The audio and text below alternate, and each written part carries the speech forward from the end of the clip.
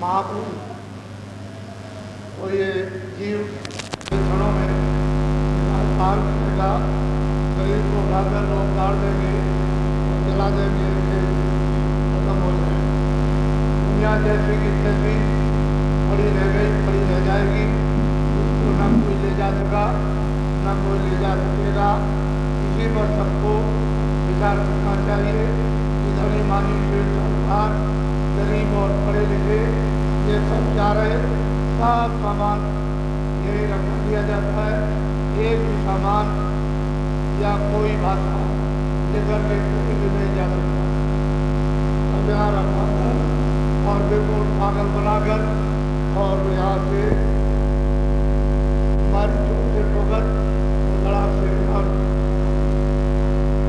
ये जो दुनिया हमारे सामने चलती आ रही है और उत्पत्ति होती जा रही, इसको अपनी आंखों में देखो और विचार करो कि हमारे सामने जा रहे, हमारे सामने आ रहे, हम भी चले जाएंगे और हम भी यहाँ आए तो हमारे आने और जाने का क्या स्थान होगा, कहाँ से हम आए, कहाँ जाएंगे।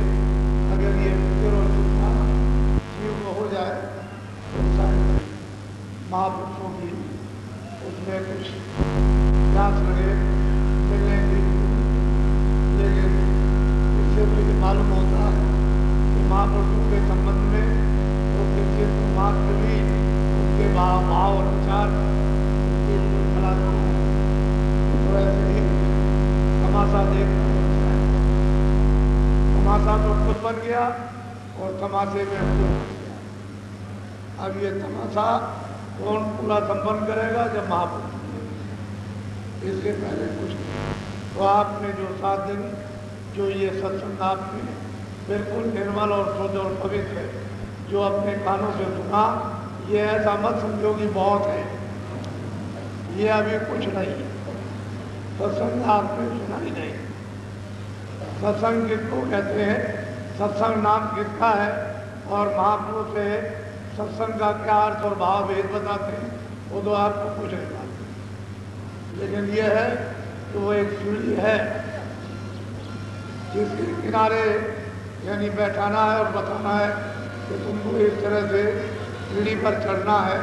तो धीरे धीरे अगर बैठना सीढ़ी के पास सीख गया तो एक दिन चढ़ेगा नहीं। महापुरुषों के पास जा करके उन वचनों को सुनना चाहिए जो कल्याणकारी हैं, जो जीवात्मा को जगाते हैं और जीवात्मा को जो रोते हैं। अगर ऐसे वचनों को आप नहीं सुनेंगे तो फिर इस गंदगी को दूर कौन करेगा? तो जो ऊपर से महापुरुष जत्था, एक ग्रुप, एक जत्था, एक ग्रुप, एक टोली जो ऊपर से उतार करके अपने साथ लाते हैं, क्योंकि यहाँ तो उनकी कोई भक्ति भाव करना कोई जानता ही नहीं, वो ऊपर से ले आते हैं और जगह जगह हर जगह उनका जगह जन्म हो जाता है। कोई 200 मील, कोई 300 मील, कोई 400 मील, कोई इतना दूर इधर चारों तरफ जन्म दे दिया जाता है और थोड़े ही समय में उनका ऐसा तार और सूत्र है यानी लग जाता है कि फौरन वो वहाँ सब एक जगह पूरा का पूरा जत्था उन महापुरुषों का जो टोली लेकर के आया हुआ था और वो सब ज्ञानी होते हैं और निमित्त मात्र की बात रहती है। ये तो उनको भी देते हैं लेकिन वो निमित्त मात्र, वो बने बनाए पके पकाए वो सब के सब तैयार होकर के आते हैं और बस मर्यादा पर पूर्ण रूप से पालन कर वो आकर के फिर उनकी भक्ति सेवा आकर का पालन भजन करना, यदि इस तरह की सेवा करते हैं तो ऐसी कोई सेवा कर ही नहीं सकता। उनको देख देख करके जीव जो है वो संस्कार डलवाते हैं कि हम भी ऐसी सेवा करें। बड़े ज्ञानी होते हैं और पहुँचे हुए, लेकिन गुरु की आज्ञा के बगैर जरा सा भी कहीं पत्ता नहीं हिलता। पूरे होते हैं उनमें कोई कमी नहीं होती है, वो पहुँचे हुए होते हैं, वो सब मंडलों में जाते हैं और आते हैं, लेकिन गुरु के बगैर एक पत्ता नहीं। ऐसी आज्ञा का पालन करते हैं जैसे कि मतलब कि कोई ऐसी आज्ञा का पालन कर नहीं सकता। ऐसी जीवात्माएं जो उनके साथ पकी पकाई आती हैं टोली और जत्थे के रूप में, वो संसार के जीवों के लिए वो प्रश्न करते हैं महापुरुषों से, कुछ पूछते हैं, क्योंकि ये सब लोग बैठे रहते हैं, इनको तो ये पता नहीं है कि ये क्या है। उनको तो मालूम है कि ये है क्या, ये नहीं जानते। उनको सब मालूम है क्योंकि वो तो पगे पड़ा है, पूरे ज्ञानी है, उनमें पूरी शक्ति है, लेकिन गुरु के बगैर, गुरु की मर्यादा के बगैर कुछ नहीं, रस से मत नहीं होता। और ऐसा होता है कि लय हो गए तो पूछते और प्रश्न करते, तरह तरह के प्रश्न करते, एक तरह के नहीं। ये काल क्या है, ये माया क्या है, ये जीव क्या है, ये मन क्या है, ये बुद्धि क्या है, ये चित्त क्या है, ये इंद्रियां क्या है, ये प्रकृतियाँ क्या है, आसमान क्या है, ये जमीन क्या है, ये पानी अग्नि वायु क्या, सब तरह का प्रश्न करते हैं उनसे पूछते। इसके लिए जो नहीं जानते, क्योंकि जब वो आपको तो प्रश्न करना आता नहीं और वो पगे पगाए उनको सब तरह का प्रश्न करना आता है, तो वो जीवों के हित के लिए वो स्वामी से प्रश्न करते हैं कि महाराज हमको जो जो हम पूछे वो हमको हमारी शंका, यानी उनकी कोई शंका नहीं, लेकिन ये जो बैठे हैं इनकी शंका यानी हमारी शंका, इसको आप दूर कर दीजिए।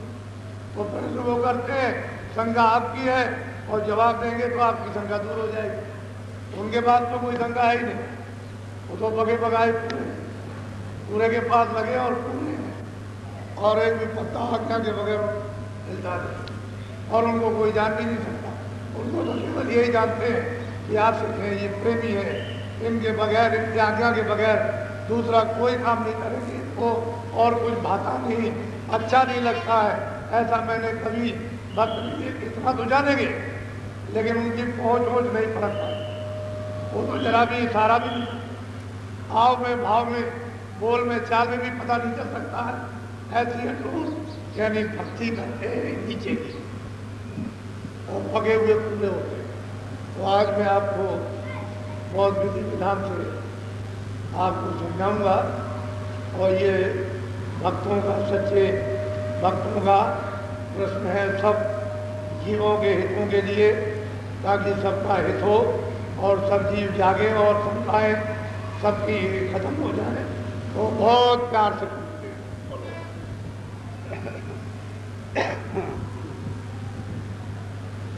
अब सूरते पूछे स्वामी से, भेद कहो अपना। ये जो सूरह दोनों आंखों के बीचों बीच बैठी हुई है, जो जाग गई और ऊपर मंडलों में जाकर के सारे मंडलों का दर्शन दीदार, यानी ब्रह्म ईश्वर का, ब्रह्म का, पार ब्रह्म का, और ऊपर जाती है अपने प्रिया पद में और सच्चे बादशाह का दर्शन कर। वो पूछती है कि स्वामी बड़ी दया हो जाएगी, अपने स्वामी से पूछती है, कुछ प्रश्न करती है बहुत श्रद्धा के साथ कि आप कुछ अपना भेद तो बताइए कि आप हैं को। अपने स्वामी से पूछते हैं कि हमने तो आपको अपना कर लिया, अपना बना लिया, आप हमारे हैं, हम आपको छोड़ नहीं सकते हैं और आप भी हमको नहीं छोड़ोगे। लेकिन स्वामी एक ये प्रश्न है कि आप हैं को, बोलो। वास तुम्हारा कौन लोक में, यहाँ आए तुम कौन मौज। कहते हैं कि स्वामी ये बताइए, पहला प्रश्न है कि आप किस लोक के पास, किस लोक में रहते हैं, किस धाम में रहते हैं, कहाँ से आप आए, और फिर यहाँ किस मौज में, किस इच्छा में, क्या करने के लिए यहाँ मृतलोक में आए। कहाँ आपका वासा है और क्या इच्छा लेकर के क्या करने यहाँ मृत्युलोक में आए? स्वामी मुझे इसका उत्तर दीजिए। बोलो। देश तुम्हारा कितनी दूर, खोजे सूरत न पाए। अब वो जीवात्मा कहती है दोनों आंखों के जो पीछे बैठी है कि हमने सब जगह खोजा, तलाश किया, ढूंढा, कोई पूजा की, कांड किया, उपासना कांड किया, दान किया, पुण्य किया, क्या किया, बैराग किया, तपस्या की, व्रत किए, सब कुछ किए, हमने सब जगह खोजा, ढूंढा, लेकिन कहीं भी हमारा पता ठिकाना नहीं लगा। तो कहती है कि भाई आप कहाँ के रहने वाले और यहाँ क्यों आए हो, और आपका यहाँ से इस मृत्युलोक से कितनी दूर आपका देश है, कहाँ के वासी आप, ये हमको सब क्यों आए, किस मौज में आए, कहाँ के रहने वाले हैं, फिर यहाँ आए हैं तो यहाँ से मृत्युलोक से वो आपका देश कितनी दूर है। बहुत प्यार के साथ में वो प्रश्न कर रही है और पूछ रही है कि इसका भी हमको उत्तर दीजिए। पहले तो वो सब कुछ किए रह रही है, बाद में फिर सब सुन करके उसको उत्तर दे। बोलो। मैं बिछड़ी तुमसे कहो कैसे, देश पराए आई जैसे। कहते हैं कि मैं पराए देश यहाँ क्यों आई और मैं आपसे क्यों बिछुड़ गई, इसका भी मुझको सही सही उत्तर दीजिए।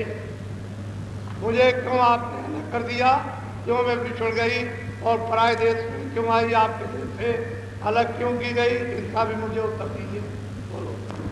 मेरा हाल भेन कर गाओ, देश अपना मोह। और ऐसे नहीं, भिन्न भिन्न विधि विधान के साथ, यानी आप अपना मतलब ये मेरा भेद बताइए कि मैं कैसे आई, क्यों भेजी गई, क्यों यहाँ काल के देश में डाली गई और कर्मों में क्यों बर्मा दी गई और फिर वहाँ से क्यों निकाली गई।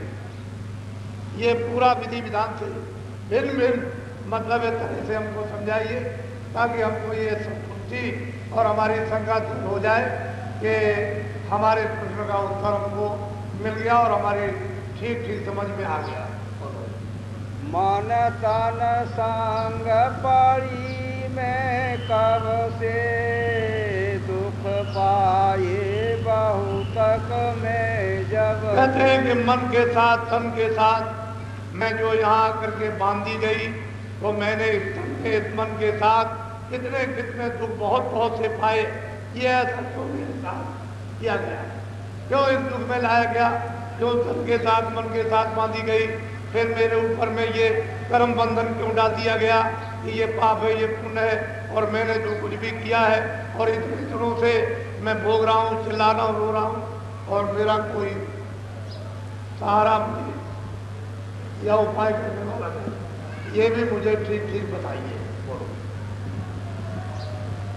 क्यों भूली मैं देश तुम्हारा, आए पड़ी परदेश। अब वो जीवात कहते हैं कि स्वामी ये भी बताइए कि मैं आपका देश क्यों भूल गई, क्यों ऐसी जरूरत पड़ी कि मैं बिल्कुल ही देश को खो बैठी और प्रदेश को मैं अपना देश समझने लगी, अपना घर समझने लगी, यहाँ इनको अपना साथी समझने लगी, और फिर ये कि इनमें से हमारा कोई भी साथी नहीं रहा, सब किनारा अपने स्वार्थ में कर गए, और मैं इतने दिनों से यहाँ चौरासी और नरकों में भोग रहा हूँ, रो रहा हूँ, चिल्ला रहा हूँ, तो मैं आपका देश क्यों भूल गई।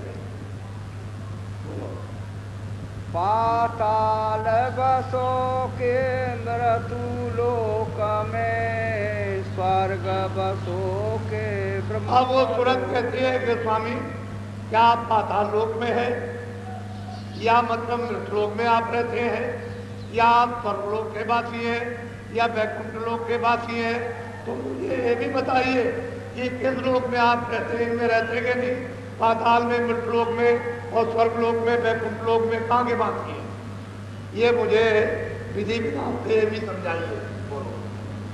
इंद्रपुरी या शिव मुकाम में, कृष्ण लोकया राम। कहते हैं कि वो इंद्रपुरी में या शिवपुरी में यानी निरंजन भगवान के यहाँ आप बसते हैं या कृष्ण लोक में रहते हैं, मतलब या प्रकृति लोक में रहते हैं या पुरुष लोक में, किस लोक के आप वासी हैं, वो उसको अलग अलग विधि विधान से मुझे समझा दीजिए, तब मेरी श्रद्धा जाएगी। और आप अब मिल गए बताने के लिए और यहाँ क्यों आए हैं, तो ये मुझे सब तरतीब बार से बताइए। कृष्ण लोकया राम लोक में प्रकृति लोकया पुरुष। कहते हैं कृष्ण लोक या राम लोक या प्रकृति लोक या पुरुष लोक में क्या वो धाम के आप रहने वाले हैं जो यहाँ आए हैं? क्या जरूरत आपको यहाँ आकर के पड़ी, इसलिए आप आए? या तुम व्यापक सभी लोक में चार खाने चरय। और वो सूरत पूछती है कि स्वामी क्या आप सब जगह व्याप्त थे, सब लोगों में व्याप्त थे, या मतलब 84 और मतलब है कि नरकों में भी आप व्याप्त थे, किस जगह पर रहते और कहाँ के रहने वाले? ये सब अलग अलग भिन्न भिन्न हमको ये विधि विधान से ये हमको बताइए। क्यों मोहे डाला काल लोक में अति भर माया हर्ष। और ये भी बताइए कि आपने मुझको काल के लोक में क्यों डाल दिया, क्यों बता दिया? मैं यहाँ अति भरम गया, मुझे पता ही नहीं है कि मैं कहाँ का हूँ और जन्मता हूँ मरता हूँ, अति दुखी होता हूँ, मेरे दुख को कोई सुनने वाला नहीं, और मैं चाहता हूँ 84 और नरकों में मुझे नाना प्रकार की यातनाएं दी जाती हैं, तो मुझे यहाँ काल के देश में आपने क्यों डाला? अब क्यों आए मोहे चितावन रूप धरा तुम अति मन। अब वो बड़े प्यार से कहते हैं कि स्वामी अब आप बहुत दिनों के बाद मुझको शिव चिताने के लिए आए हो, इसमें कोई संदेह नहीं है कि जो रूप आपने धारण किया बड़ा मनमोहन आकर्षण है, बहुत मनमोहित जो रूप धारण किया है और आकर्षण में, ये तो मैं जान गई, ये तो मैं समझ गई, लेकिन कितने दिन के बाद आप आए क्यों? सब तरह के प्रश्न ऊंचे नीचे, सुलझने के, उलझने के, गिरने के, फंसने के, निकालने के, हवाले करने के, सब पूछ रही है कि हमको ये सब बताइए। मैं दासी तुम चरण निहारे वेद देव तुम। अब बहुत प्यार से कहते हैं कि मैं दासी, मैं सेवक, मैं आपको छोड़ के जा नहीं सकती। मुझे ये सब भेद, जब मैं आपके चरणों में बैठ के चरण निहार रही हूँ तो मेरी ये शंका यानी आप दूर कर दीजिए और पूरा पूरा अपना जो भी गोपनीय वेद हो वो मुझे सुनाइए। तब से शब्द स्वामी बोले सुनो सुरत तुम में। अब महापुरुष बड़े प्रसन्न हुए, इस तरह के प्रश्न सुन करके इसने प्रश्न किया है उत्तर लेने के लिए तो बहुत प्रसन्न हुए। वो तो शब्द स्वामी है, वो तो सूरत शब्द रूप हो गई, तो बहुत प्रसन्न होकर के बोले और सब विधि विधान के साथ उनको उस सूरत को समझा रहे और उसके साथ में पूरा मजमा, पूरा समाज बैठ करके उस प्रश्न के मतलब एक उत्तर को साफ के साथ करेंगे और उसको भी और सबको, मतलब प्रश्न तो उसका नहीं था सबका था और सबके प्रश्न का उत्तर उसके प्रश्न से सबको मिला। बोलो।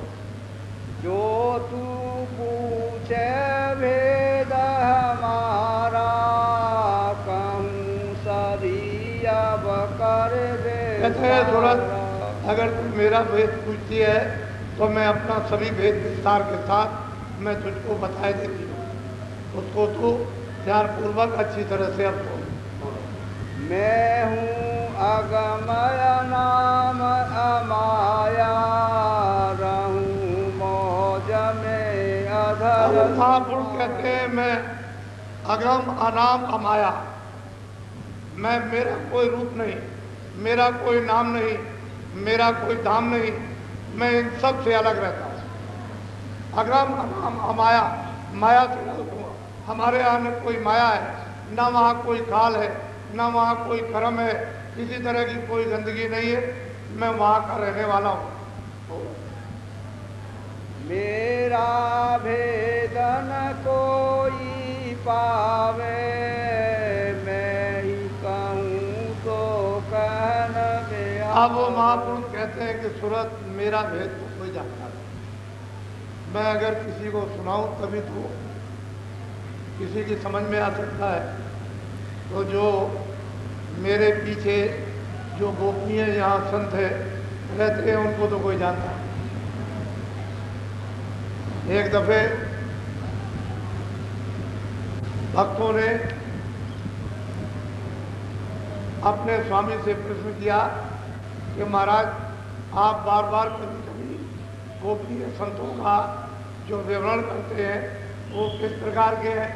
तो उन्होंने कहा कि चलो मेरे साथ, मैं तुमको ले चलो दिखा। तो गए, ले गए, दूर बैठे, कह लगे देखो वो गोपनीय संत हैं, वो देखो हल चला रहे पूरे, ये रोज आते और जाते, ये गोपनीय है, इनको कोई नहीं जानता।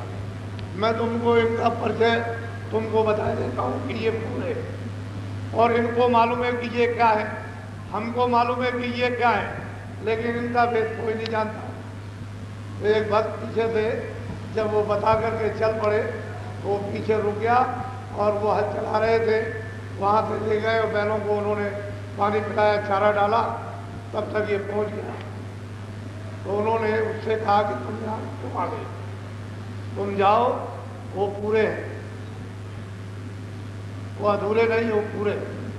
और अब कभी मत आना, वो पूरे हैं, वो अधूरे नहीं है, तुम जाओ और कभी कुछ कहना नहीं, चले जाओ। जब यहाँ आए तो उससे पूछा भक्त से कि तुम वहाँ क्यों गए थे। उन्होंने क्या कहा, कह लगे पूरे, तो तुम वहाँ क्यों चले गए। तुमको पहचान कराई थी, ये जो गुप्त रहते हैं वो किस तरह से रहते हैं, इनका भेद कोई नहीं जान सकता। ये सारी अंतर मंडलों की सारी संभाल और यहाँ की सब गोपनीय करते हैं और भक्त वत्सल बनकर, ये मतलब है हर समय सब जगह ये देखा करते हैं और इस तरह से रहते हैं। इनका रहन सहन और वेशभूषा इस तरह का है कि इनको कोई नहीं पहचान सकता। सही बात है, उनको कौन जानता, ये उनको जानते हैं, वो इनको जानते हैं, और ये सब ऊपर में मिलते हैं। वो पूछती है, हे स्वामी अपना आप भेद बता दीजिए और विधि विधान से, ताकि हमारा ये संदेह सबका सब दूर हो जाए। तो वो कह रहे हैं कि नहीं, मैं तो मतलब ये है कि एक है अगम अनाम अमाया, मेरा वहाँ कोई भी भेद नहीं जानता, और मैं ही अगर कुछ कहूँगा तो किसी की कुछ समझ में आएगा, वैसे कोई नहीं जान सकता। बोलो। प्रथम अगम रूप में धारा, दूसरा अलग पुरुष। अब उन्होंने बड़े विधि विधान से समझाया कि जब हमारा नाम था, अपार था, अरूप था, तो मैंने प्रथम रूप अपना धारण किया, वो अगम। तो अगम लोग निर्माण करके यानी स्थापित करके वहाँ अगम पुरुष को बैठा दिया। एक रूप तो हमारा, दूसरा जो है अलग लोग, वो मैंने अलग रूप धारण किया और अगम पुरुष को बैठा दिया। और तीसरा मेरा रूप है सतरूप, सतपुरुष को मैंने धारण किया और सतरूप में सतपुरुष को बैठा दिया। ये मेरे तीनों निज रूप हैं। इन तीनों लोकों में सतपुरुष, अलग पुरुष, अगम पुरुष, ये मेरे तीनों के तीनों रूप हैं। मैंने ये तीनों लोक बना करके, और कितने युग और कितने कल्प, जिसकी ना आज तक कभी गिनती हुई और न कभी गिनती हो सकती है, सबसे मैंने स्थापित किए, ये कर दिया, और मैं इनसे सबसे अलग हूँ। ये मेरा, इनमें मेरा पूरा रूप है और इसमें कोई किसी तरह का यानी बंधन नहीं है किसी भी तरह का, कहीं भी वैसे मात्र परमात्मा बंधन नहीं। ये मेरा निजी रूप है। बोलो। ईश्वर सात पुरुष में भया सत्य लोक में। कहते हैं कि तीसरा में सतपुरुष मतलब, और वो सतलोक की रचना मैंने की और वहाँ सतपुरुष को स्थापित कर दिया। अब ये तीनों लोग वैसे के वैसे, और वो अनामी लोग सबसे अलग है, लेकिन ये तीनों उसी अनामी पुरुष की ही ये मौत से ये तीनों लोग स्थापित किए हुए हैं, और तीनों में ये उनका निज रूप विराजमान, सतपुरुष और अलग पुरुष और अलग पुरुष, अनामी पुरुष अलग। इन तीनों में मेरा रूप यहाँ से उतरी का। अब वो कहते हैं महापुरुष ये सूरत, इनमें मेरा तीनों में रूप है, मेरा निजी रूप, लेकिन मैंने कुछ फिर नहीं किया। सतलोक से फिर वहां से धारा नीचे चलेगी, उधर मेरा कोई विस्तार नहीं। अब वो सतपुरुष का विस्तार करेंगे। मेरी एक रूप की एक सूरत, यानी मैंने जो सतलोक में स्थापित कर दिया है, वो मतलब ये उसका नीचे का सारा विस्तार करेंगे। मैं तो यहाँ अलग रहता हूँ। इन तीनों में मेरा रूप यहाँ से उतरी कला।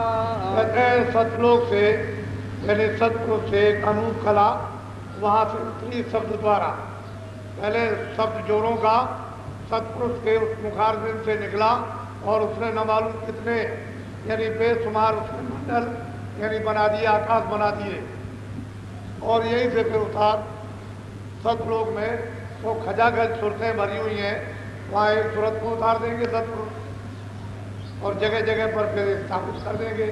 तो पहले शब्द उधर से आया, उधर से धार सीधी चल करके आई और यहाँ पर नीचे आकर के टिक गई, और खाली वो शब्द की धार जो है इस तरह से यानी चक्कर मार रही, ऐसे नाच रही।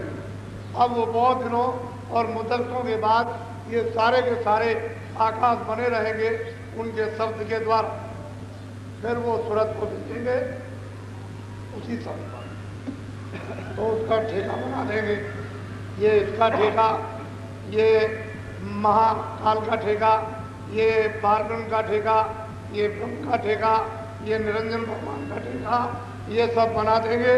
और उस वक़्त में कोई किसी को कुछ नहीं, बस केवल इनको बैठाल कर, और ये वहाँ बैठ करके उसी शब्द के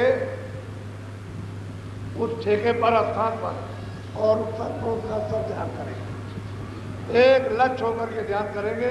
उस समय पर कोई रचना नहीं, क्योंकि सूरत के बगैर उस मंडल में कोई रचना भी नहीं हो सकती है।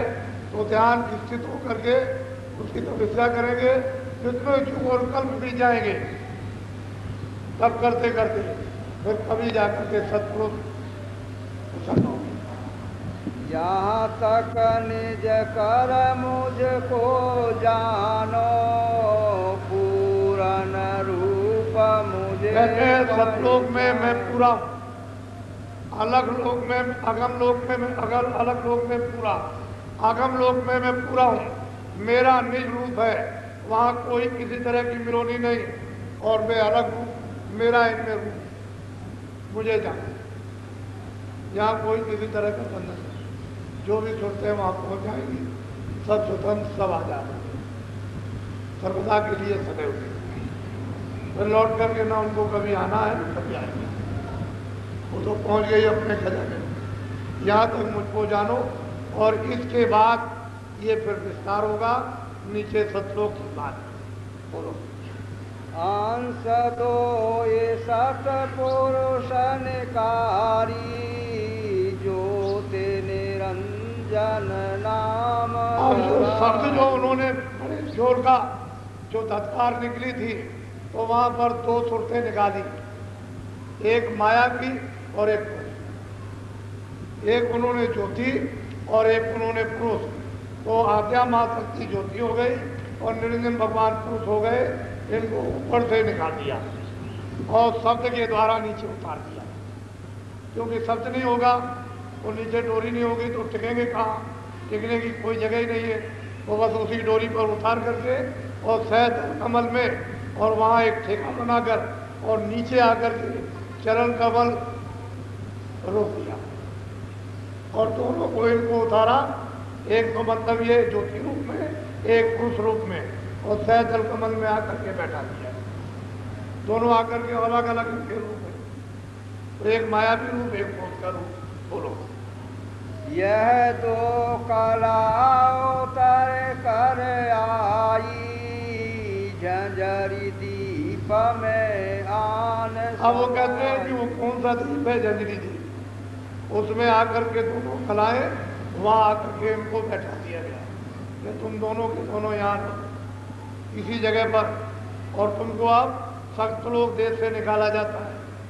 तो ये आकर के उस झंझरी दीप में सहजल कमल में वहां आकर के बैठा दिया। बोलो। तीन लोक में रहूं न्यारा, में कहते हैं मैं 3 लोक से अलग, मैं ना मृतलोक में हूँ, ना मैं पाताल लोक में हूँ, ना मैं स्वर्ग वैकुंठ लोक में हूँ, ना मैं झंझरी लोक में हूँ, ना मैं ब्रह्मलोक में हूँ। मैं इन सब से परे रहता हूँ। वो बहुत प्यार से सूरत को समझा रहे, मैं इसमें किसी में नहीं रहता हूँ, सबसे अलग है मेरा देश। बोलो। तीन लोक एक बूंद पसारा, सेंध रूप है अगम। अब वो कहते हैं कि 3 लोक में एक हमारी यानी निकाली हुई एक बूंद रहती है, एक बूंद के रूप में सूरत यानी झंझरी दीप सहजल कमल में ये वहां आकर के टिका दी गई। उससे ये तीनों लोग ये निर्माण हुए। मेरी एक बूंद रहती है और मैं तो अगम अपार, मेरा कोई भेद नहीं जानता, मेरी कोई पैमाइश नहीं करता, मैं अलग रहता हूँ। मेरी एक बूंद रहती है 3 लोग में, उसका ये सारा का सारा ये सब पसारा है। बोलो। मैं न पताल स्वर्ग नहीं मिरता, ब्रह्मा विष्णु महेश। अब महापुरुष कहते हैं पाताल स्वर्ग और मृत लोग और ब्रह्मा विष्णु इन महादेव इनमें मैं नहीं हूँ, बिल्कुल इनसे अलग। बोलो। नहीं गोलोक नहीं साकेत, इंद्रपुरी नहीं ब्रह्म समेत। कहते हैं कि न इंद्रलोक में हूँ, न ब्रह्मलोक में हूँ, न रामलोक में हूँ, न साकेत लोक में, इसमें किसी में मैं नहीं रहता। तीन लोक व्यापक में नहीं, बूंद एक में। अब वो कहते हैं कि सूरत ने पूछा था क्या आप व्यापक रूप से सब जगह हैं? तो उन्होंने कहा मैं व्यापक रूप से भी यानी कहीं भी नहीं रहता हूँ और इन लोगों में भी कहीं नहीं रहता हूँ। मैं तो इन सब से परे हूँ, इसमें मेरी एक बूंद एक सूरत मेरी रहती है। उसी बूंद का सकल पसारा, वेदता एक ब्रह्म अपार। उसी बूंद का ये सारा का सारा ये ब्रह्मांड तीनों लोगों का ये सारा पसारा है, और उसी को लोग क्या कहते हैं? अपार। जो बूंद की रचना है उसको आप अपार कहो, और सिंधु है और महासागर अपार, वो तो अलग हो गया, उसे तो कोई जानता ही नहीं। अब वो खुद आकर के सुरतों को अपना भेद बता रहे और मालिक का पता और ठिकाना, और ये बता रहे कि मैं कहीं नहीं रहता हूँ, ना मेरा व्यापक रूप है, मैं तो एक बूंद मेरी वहाँ रहती है, उसका ये सकल सारा का सारा ये पसारा है,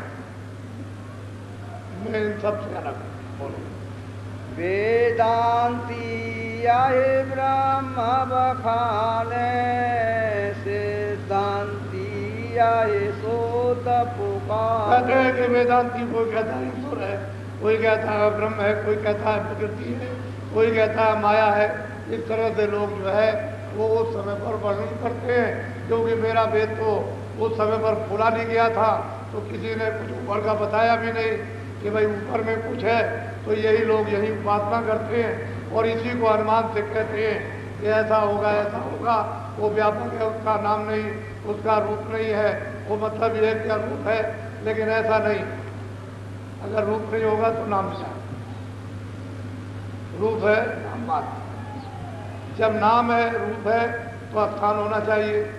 जब नाम रूप स्थान है तो उसकी आवाज़ होनी चाहिए, नहीं तो फिर कैसे निर्माण कैसे होगा, यानी रचना कैसे होगी? तो इसलिए आवाज़ क्यों? क्योंकि रचना करने में बोलेगा, और अगर हम लोग न बोले तो यहाँ कोई भी रचना इन कारखानों की और इन मकानों की सामान की नहीं हो सकती है। आवाज़ ही से तो ये सब रचना हुई, और आवाज़ के ऊपर ही तो आप काम करते हो। ये ऐसा काम करो, ऐसा काम करो, ऐसा काम करो, ये मशीन बनाओ और मशीन चलाओ, इसको ऐसा करो। तो इसलिए शब्द की ही सब जगह, यहाँ वो शब्द गुप्त है, जड़ता में है, और वहाँ शब्द चेतन का। वो चेतन रचना अलग है और वो अद्भुत रचना। ये रचना जो है जड़ और चेतन। तो कहते हैं मेरी गूंज एक रहती है, बड़े बड़े वेदांती और योगी इसी को कह करके अपार और वेद क्या ये कह करके थक गए। लेकिन मेरा वेद इनमें से किसी ने नहीं जाना। मेरी एक गूंज वहाँ पर रहती है, उसी ने ये सगल यानी सारा का सारा पथारा किया। इसके आगे भेद न पाया, सतगुरु बिन उन दो किसी को ये भेद इसके आगे का नहीं मिला, और सदगुरु महापुरुषों के संतों के बगैर सब धोखा खा जाएंगे कि उनको पता ही नहीं है कि मैं कहाँ से आई।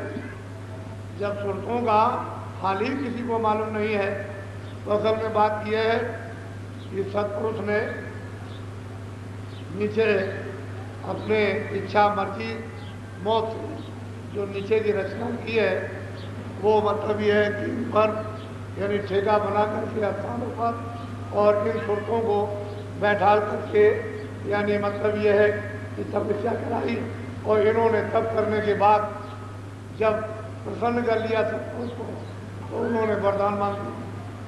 उन्होंने कहा भाई तुम क्या चाहते हो, तुम्हारे ध्यान से, तुम्हारी इस तपस्या से, इस भक्ति से हम प्रसन्न हो गए, ठीक है हमने निकाल दिया, लेकिन हम आप खुश हो गए, अब आप चाहते क्या हो? तो उन्होंने कहा जैसा सतलोक में आपका राज है उसी तरह का हम राज है। तो ये बात तो मानी हुई है कि बगैर जीवात्माओं की रचना कभी किसी मंडल पर हो ही नहीं सकती है। अगर यहाँ पर जीवात्माएं चर जीव जंतुओं में और मनुष्यों में न रहे तो यहाँ कोई रचना कोई काम हो नहीं सकता। क्यों?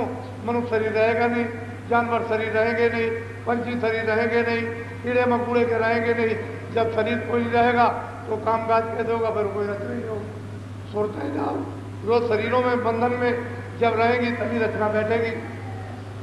तो उनको उन्होंने प्रसन्न होकर के ये मत मुझे अच्छा हमने तुमको दिया। अब वो प्रसन्न होकर के रचना करने के लिए सुरतों का भंडार, फिर ये सुरतें जब भेजी जाएंगी तो ऐसे भंडार नहीं भेजा जाएगा कि सीधी चली जाओ। उनके लिए भी कितने युग और कितने कल्प यानी अनगिनत दिन बीत जाएंगे, तब धीरे धीरे उनको नीचे उतारा जाएगा। नहीं एक नीचे आ ही नहीं सकती, क्योंकि उनमें भी बड़ी शक्ति है, उनमें भी बहुत ताकत है, मामूली शक्ति नहीं है। वो हुक्म से उतरेगी, आदेश से नीचे उतरेगी। ये मालिक की सतपुरुष की क्या मर्जी है, क्या इच्छा है, उस मर्जी और मौज को उन्हें कबूल करना पड़ेगा।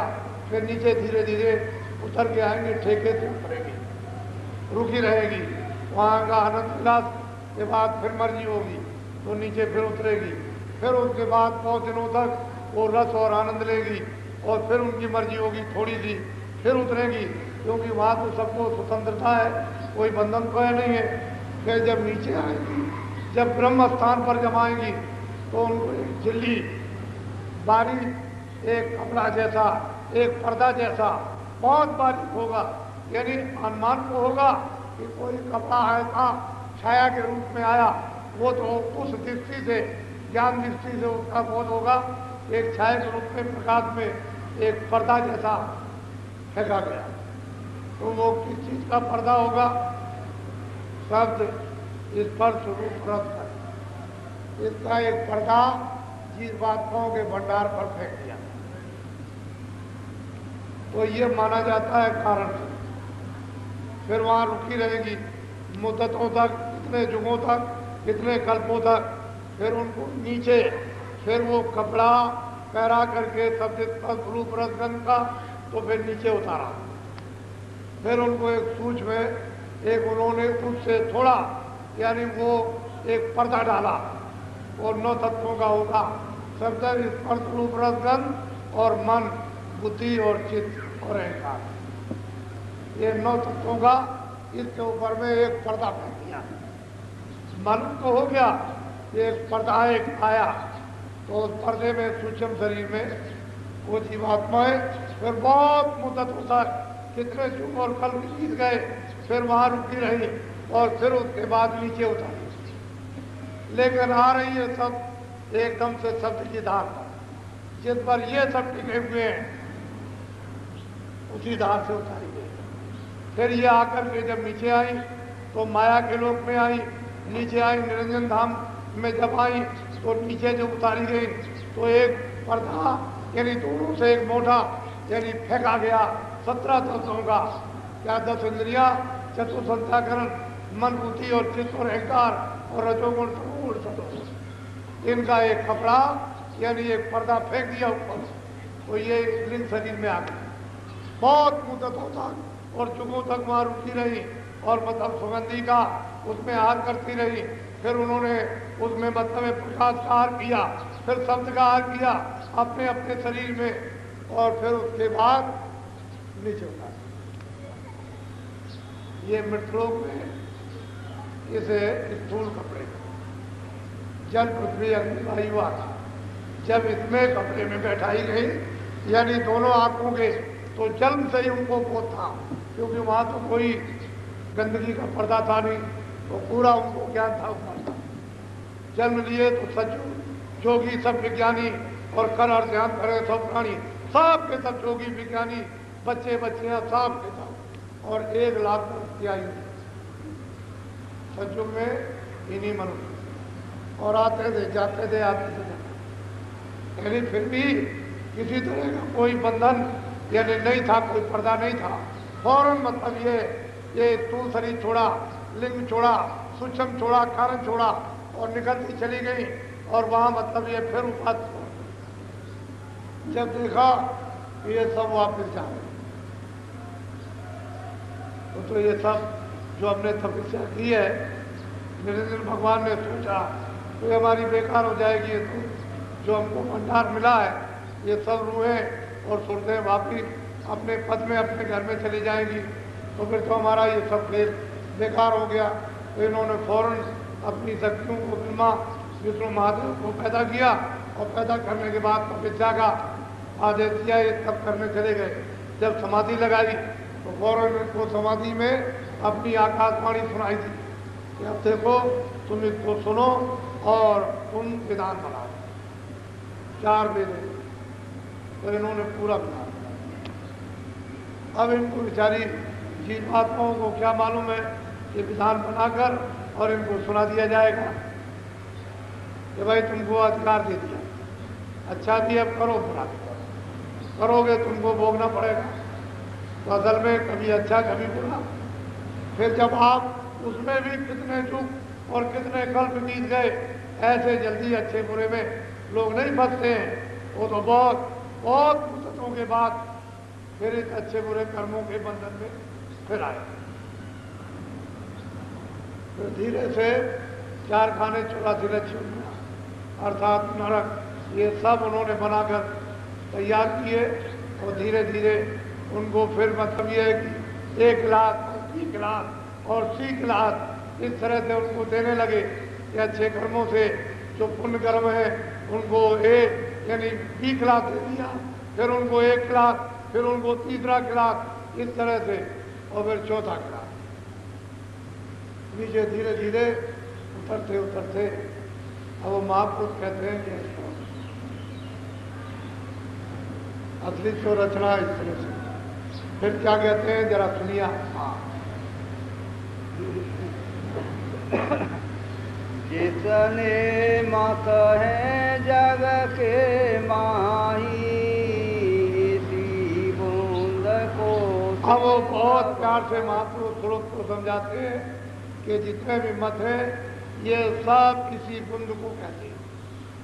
सिंध को इनको पता नहीं है कि सिंध कैसा है, उसी बूंद को मानते हैं और उस बूंद के पास भी नहीं जा सकते।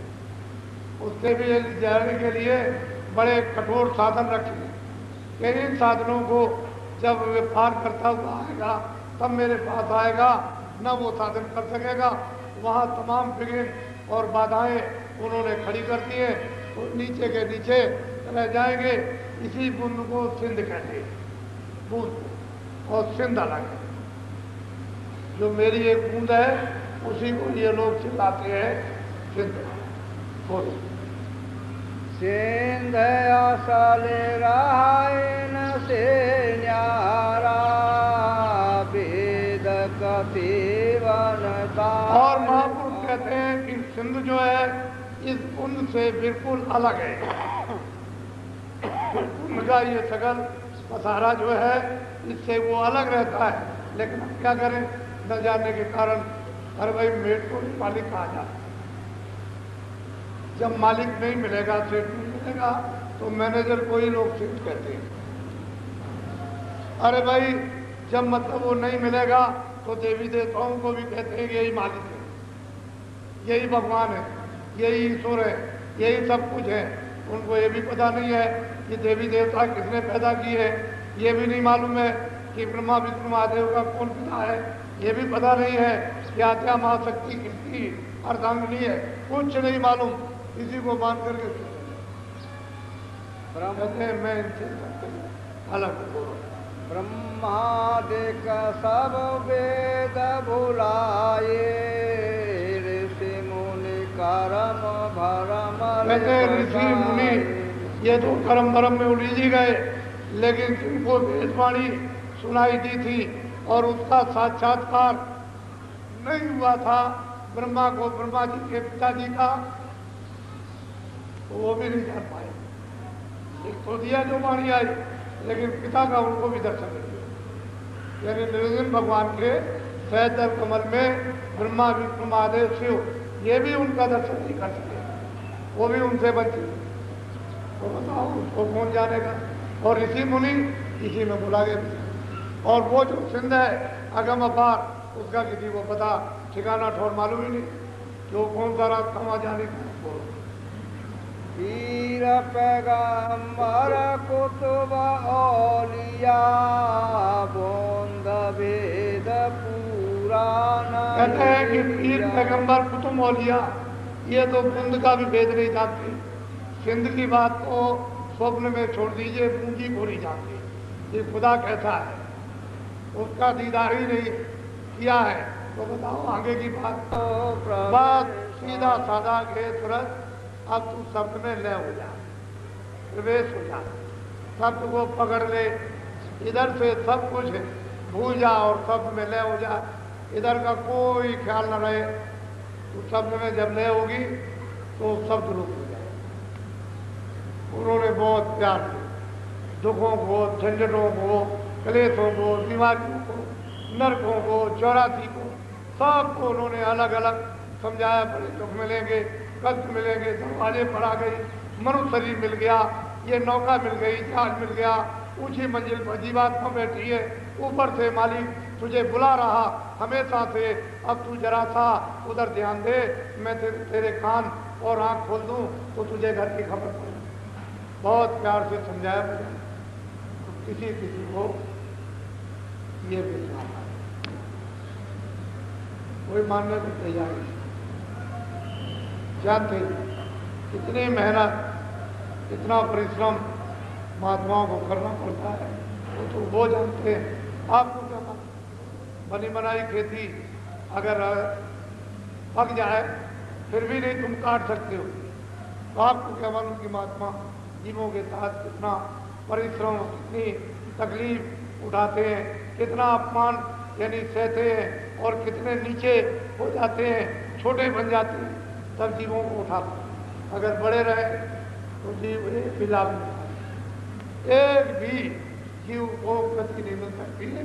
जब छोटे हो जाएंगे और छोटे से छोटे मिट्टी के रूप में जब मिल जाएंगे और पैरों में धूल जैसे चपट जाएगी, ऐसे महापुरुष जब चपट जाते हैं तो जीवों को उठा पाते।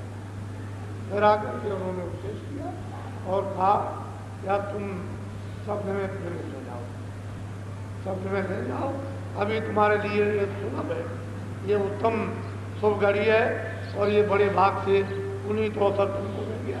अब तुम तो चुप हो मत, बोलो।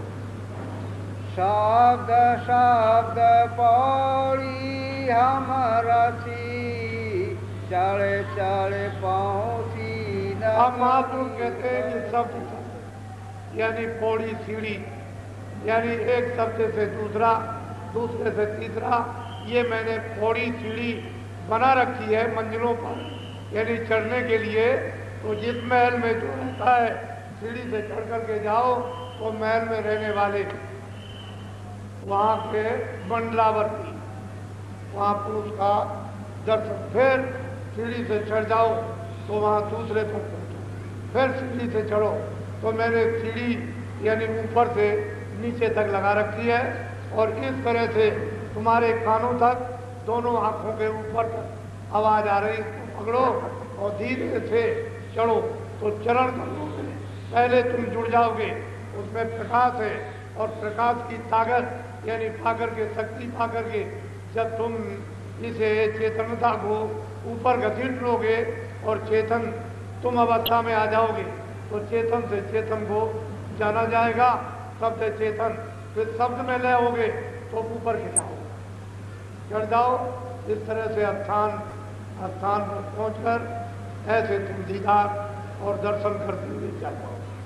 मैंने पौड़ी सीढ़ी बना रखी है, इसमें तुमको किसी तरह की तकलीफ उठाने की जरूरत नहीं है और मैं हर मुकाम पर मैं तुम्हारी संभाल करने के लिए बैठा हूँ, तुमको घबराने की जरूरत नहीं। मेरा रूप सब मुकामों पर वहाँ मिलेगा, इसलिए मैं सब मुकामों पर और बीच में तुमको बराबर रास्ता दिखाता जाऊंगा। इतना करो कि तुम अब शब्द को पकड़ लो और इसमें लय हो जाओ। बोलो। बूंद देश को छोड़ो वही सिंध देश। और महापुरुष सूरत को समझा रहे, ये सूरत अब तू जो बूंद देश है, जिस बूंद को अगम और अपार समझ रही थी, तू छोड़ दे और चल अब देख सिंध देश में पहुंच कि वो देश कैसा है। वो तेरा देश है, तुम वहीं की रहने वाली, वो सत्य देश सतलोक से। इसलिए तो नानक जी ने सचखंड का उधर गोस्वामी जी ने बड़े कष्ट में वहाँ भी रामायण में भी किया है, प्रकृति पार प्रभुर बाती, यानी प्रकृति के पार वो सत्य देश है। और फिर उसके पार एक अनियमा अनामा अग सच्चिदानंद प्रभु धामा। ये तो पूरे थे, अधूरे थे, आधे तो थे नहीं, ये तो पूरे थे, आते और जाते। लेकिन जो उन्होंने रामायण बनाई वो उनके सामने ही यानी लोग व्यापार करने लगे। उनसे कभी नहीं पूछा कि रामायण में आपने क्या देखा, क्या भेदभाव इसमें लिखा है। लोग रामायण लेकर के भगे और बस वहाँ पुजाने लगे, कथा वार्ता करने लगे। और रामायण बनाने के बाद यानी वो 50 यानी साल तक यहाँ रहे, यहाँ भूमि पर, और लोग रामायण लेकर के कथा वार्ता और वहाँ पुजाने लगे। उनके पास कोई भी कुछ नहीं है। ये तो महापुरुषों का, उनको तो किसी ने समझ नहीं पाया। तो असली चीज ये है, तकलीफ तो तुलसीदास ने भी उठाई, कबीर मीरा ने भी उठाई, रैदास पलटू ने भी उठाई, नानक जी ने भी उठाई। जितने महापुरुष आए सबको तकलीफ उठानी पड़ी और फिर इनके लिए सब लोगों ने परेशानी की। लेकिन उस समय पर वक्त अलग था समय, और अब तो आप इन दिनों में जर्जर हो, चिल्ला रहे हो, कोई सुनने वाला नहीं, चारों तरफ से मार, घर के पीछे, बाहर के पीछे, वो पीछे, वो पीछे, चारों तरफ से मार हो रही, चिल्ला रहे हो। तो क्या मतलब ये, अब तो भगोगे तो महात्मा ही बचाएंगे, दूसरा कोई नहीं। बोलो। बूंद देश को छोड़ो वही सिंध देश चले बोलो कहते हैं जल्दी करो, देर मत करो, इस बूंद देश को अब महापुरुषों के मतलब ये साथ होकर के और मतलब दया देकर जल्दी से इसको छोड़ दो और आप तुम जहाँ की रहने वाली हो अपने घर में अपने देश में पहुँचो। वो तो अब चल देश है, वहाँ तो कभी किसी चीज में कोई परिवर्तन होता ही नहीं, ना हुआ ना होगा। बूंद देश तेरा लोकी जानो रचन मुरक्कब। कहते हैं ये मुरक्कब रचना मिलोनी की है, ये मतलब कारण रचना, सूक्ष्म रचना और लिंग रचना और स्थूल रचना, ये जो बूंद जो हमारी एक रहती है, इसकी ये समझो कि ये त्रिलोकी की मालिक है। ये है एक बूंद, उसने ये त्रिलोकी है और तुम्हारा घर तो इससे परे। तो देखिए जीवों को जाने के लिए तो रास्ता उसने रखा, लेकिन इस बूंद का जिसका 3 लोग का पसारा है उसको सत्यदेश से निकाल दिया, ये वहाँ नहीं जा सकते। लेकिन इसके अधीन जो जीवात्माएं चर अचर यानी 84 नरकों में नाना पांच जीव जंतुओं में जो अपनी सजा पा रही है, इनके लिए तो माफी रखी है, ये तो चली जाएगी, लेकिन इनको देश में खड़ा कर दिया, ये नहीं जाता। वो कहते हैं भाई ये तो हमारी बूंद, इसमें तो ये मिलोनी मुरक्कब, ये मिलोनी की प्रकृति मतलब ये है कि जड़ चेतन की इसमें मिलोनी करके रचना की है। और तुम्हारा देश तो शुद्ध है और साफ है, वहाँ तो कोई मिलोनी है नहीं, किसी भी तत्व की मिलोनी नहीं है, वहाँ तुम ही तुम हो और हम ही हमें, हम तुम में तुम हम में, वहाँ कोई मिलोनी किसी तरह की नहीं। जो तुम में ताकत वो हम में, जो हम में ताकत तुम में, जो हमारा रूप तुम में तुम्हारा रूप हम में, वहाँ कोई मिलोनी नहीं। बोलो। मुखरद रचना तुम्हारे देश सात सात जहाँ सात कहते हैं कि यानी मिलोनी से रहित वो रचना जो स्वच्छ और साफ और निर्विघ्न और मतलब ये है कि स्वतंत्र है, वो तो तुम्हारे देश में। वहाँ तुम चलो, देखो वहाँ की हस्ती और ताकत को देखो कि किस तरह की वहाँ की रचना है।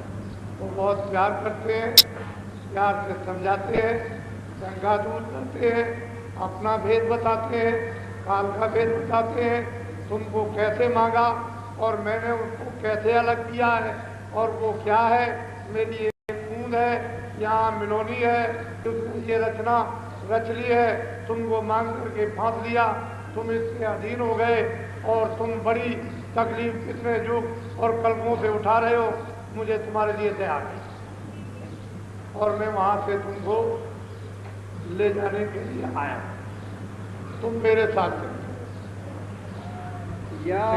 हाँ, यहाँ रचना तरकी भी हुई तो मैं खोल सुनाऊं।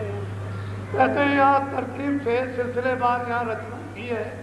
महापुरुष कहते हैं कि वो रचना किस तरह की तरकीब बार की हुई। यहाँ रचना जो मैंने जो बूंद उधर से निकाल करके इधर अलग कर दी है, उसकी रचना तरकीब से हुई है और तरकीब से ही वो ले आई, वो ले आए जीवों को, सोचों को, रूहों को ले आया और उसको बांध लिया।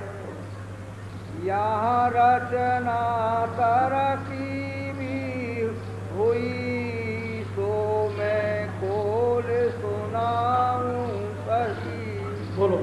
मुफरद बूंद हमारी आई दूसर माया। कहते हैं ये भी तुरंत हमारे देश में बिल्कुल स्वच्छ और निर्मल थी, लेकिन मैंने जब इस तुरंत को यानी निकाला वहां तो खजा गज उसमें से एक निकाली, उसी शब्द की धार पर एक निकाली और वो वहां से और वो मिलोनी जो नीचे थी ये सब वहां उसको उसके साथ एक माया, उसकी मिलोनी का सब मसाला ये दे दिया। कहते हैं कि वहां तो कोई मिलोनी थी, वहां तो ये मुफ्त वहाँ मतलब ये रहती थी। मैंने उसको निकाल दिया और ये सब मसाला तुरंत को दे दिया। जो मोरी बूंद आई थी और पैदल कमल में बैठ करके इसने 3 लोग की रचना की। ये भी वही थी, लेकिन मैंने उनको देश निकाला कर। अब हमारे देश में ये वहाँ निकाला। बोलो। 5 तत्व 3 गुण मिले, यह सब 10 आपस में। कहते हैं 5 तत्व जल पृथ्वी अग्नि वायु आकाश रजोगुण तमोगुण सतोगुण और 10 इंद्रियां, ये सब मिलकर ये मिलकर के इन्होंने तुम मसाले को और रचना तैयार अलग अलग शरीरों की है। बोलो। रल मिल कर इन रचना ठानी, 3 लोक चारो। कहते हैं रल मिल करके मिला जुला कर इस मसाले को और रचना उन्होंने की, स्थापित कर ली और 4 खान 84 योनियां उन्होंने इसी मसाले से तैयार कर।